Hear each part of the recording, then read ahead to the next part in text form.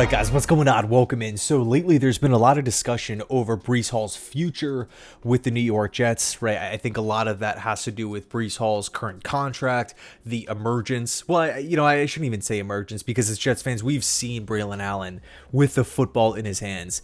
And I think a lot of us, the majority of us, can agree that, hey, maybe he was underutilized last season with Nathaniel Hackett and really just the overall rushing attempts that the Jets had a year ago. We were ranked 31st in overall rushing attempts, which is, simply like, to me, that just doesn't really make a whole lot of sense. You have Breece, you draft Braelon Allen, you draft Isaiah Davis, and you just are throwing it nonstop. I mean, the Jets were top 5 in pass attempts, so bit of a skewed approach in my opinion, but regardless, there's been fans talking about, okay, you know what, should the Jets trade Breece Hall if Braelon is looking like this, if the new coaching staff loves Braelon, and throw on top of it, you have Isaiah Davis behind Braelon, and then of course Donovan Edwards behind those guys.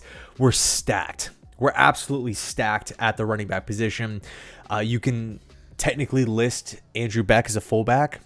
So, could there be situations where you maybe hand the football off to Beck? I think the answer is yes. And then, of course, we know what Justin Fields can do on the ground. So there is that question out there, right? Does Breece stick on the roster? Does he get re-signed with this Jets team? We saw James Cook just got a big deal from Buffalo. Who was it? Kyron Williams just got a big deal from the LA Rams. And Breece actually had a pretty interesting quote that he gave on Wednesday in regards to both extensions. He said, "They've done more than me. They've been in better situations. I feel like I'm just as talented as anyone, but those two guys deserve their payday and got what they deserve." And then Connor Hughes followed up the James Cook news with just a quick little quote. He said, "Noteworthy for a future Breece Hall extension." See, I don't necessarily think that Breece Hall is going to get a type of deal that James Cook just got, 4 years, $48 million. I think it's going to be, I would say, cheaper. But regardless, when we're talking about Breece Hall's future, it seems like the fan base is split. Some guys want him back. Some guys are fine maybe trading him and trying to recoup a draft pick, and they're fine letting the young guys kind of, well, Breece is a young guy, but you guys know what I mean, right? Braelon Allen, the rest of the crew, fine letting those guys carry the rock. I was talking to Tyson about it on the podcast the other night. I was texting my buddy who is a huge Jet fan about it, and I think for me, how I'm kind of looking at it personally, I want to keep Breece. I want to keep him for this season. It just doesn't really make a whole lot of sense, in my opinion, to trade him before the start of the season, even if Braelon continues to impress. I think in the event that the Jets were to trade Breece Hall before the start of the season, what type of message does that send to the locker room?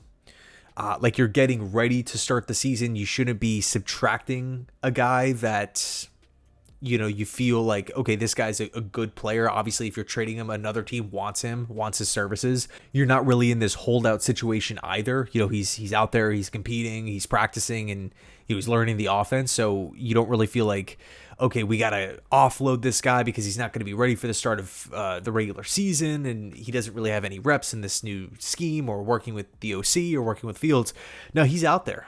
He's out there. He's doing his thing. And granted, Braelon Allen is the guy that has been turning heads. He's been the talking point amongst reporters right now and fans, of course, through training camp and preseason. But in my opinion, Breece is still a good football player. He's still a good running back at the NFL level. And another point off of that, right, is what if there's an injury, right? We're talking about the running back position here. These guys get beat up. These guys are relied upon. We know this Jets team wants to run the football. So to me, it just doesn't make much sense to trade a guy before the start of the season with the mindset of, okay, we want to run the football.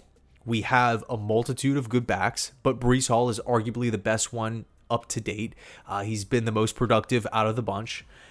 We're going to get rid of a guy like that. What happens if Braelon gets hurt? What happens if Isaiah Davis goes down against the Pittsburgh Steelers and now, we're just rolling with Braelon Allen or Donovan Edwards?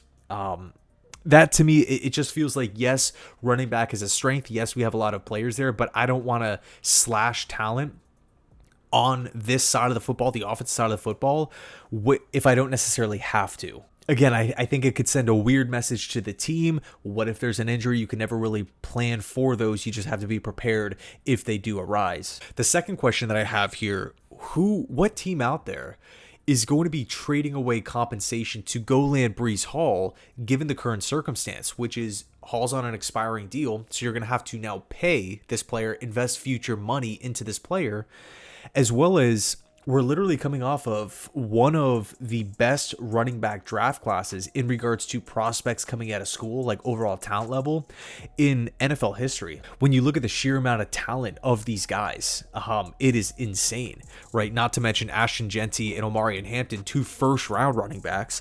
But I mean, man, Travion Henderson, New England, RJ Harvey, Denver Broncos, Scadaboo to the Giants, ETN to the Panthers, Jordan James, 49ers, Dylan Sampson, Cleveland Browns. Like, there are DJ Giddens, Indianapolis Colts. Lots of running backs.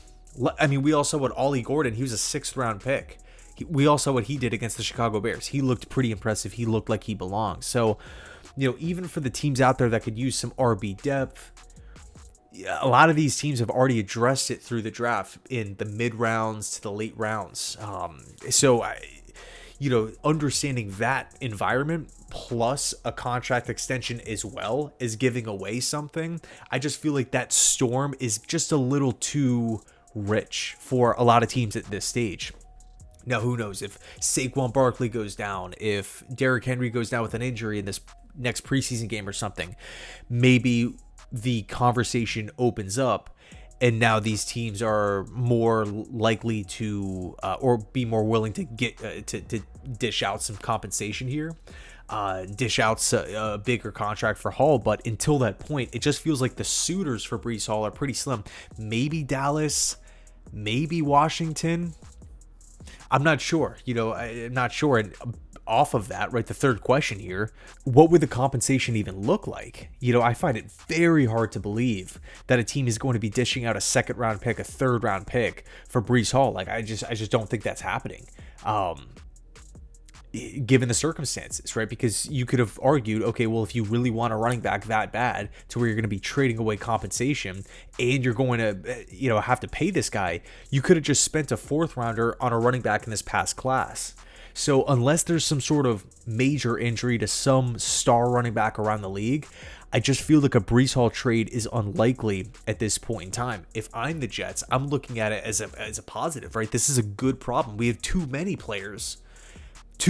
players, right? If we want to be this rushing attack, we want to run the football, we want to not break down by the end of the season, we need a lot of running backs. Let's just keep Hall. Now, look, if we're freaking winless by the trade deadline, we have 1, 2, 3 wins, and it's week 10, okay, I'm totally fine trading him at that point. But until that point, I think I'm just going to keep Breece Hall on the roster and see how it goes. I think having Breece Hall helps you on this football team. I think he gives you a better chance to win than without him. Now, look, if there's a GM out there that rings, picks up the phone, calls Darren Muji, hey, we'll give you a 3rd-rounder, we'll give you a 2nd-rounder.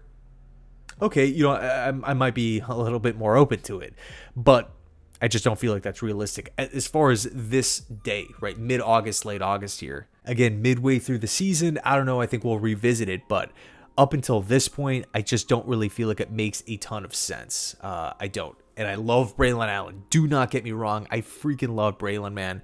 Such a force running the football. Just literally looks, he's a bowling ball, just mowing guys down.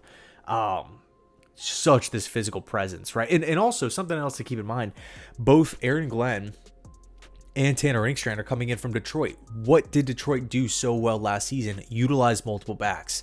So can Breece Hall and Braelon Allen be this year's version, be the 2025 New York Jets version of Jahmyr Gibbs and David Montgomery? I think that's a totally fair argument, totally fair point that someone can make. So anyway, let me know your thoughts down below in the comment section. Would you trade Breece? Would you want to hang on to him? Would you want to just revisit it at the trade deadline? Or would you extend him? So anyway, thanks a lot. And as always, go Jets.